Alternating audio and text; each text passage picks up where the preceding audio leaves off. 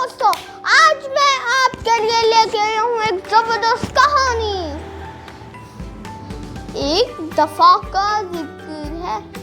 एक जंगल में दो शिकारी कुत्ते रहा करते थे। वो गुजर रहे थे, तभी लोमड़ी और बिल्ली बातें कर रहे थे। तभी लोमड़ी कहती है, मुझे ये कुत्ते बिल्कुल पसंद नहीं। बिल्ली भी कहती है, मुझे भी नहीं।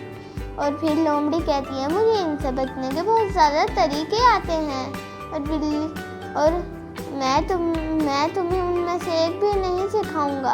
वो कहती है, लेकिन मुझे तो एक ही तरीका आता है। तभी वो शिकारी कुत्ते उसी तरफ आते हैं। तो बिल्ली कहती है, मैं तो अपने तरीके से बच जाऊंगी।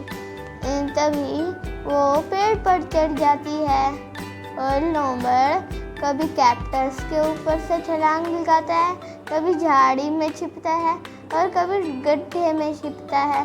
फिर वो उसे मार देते हैं वो शिकारी कुत्ते।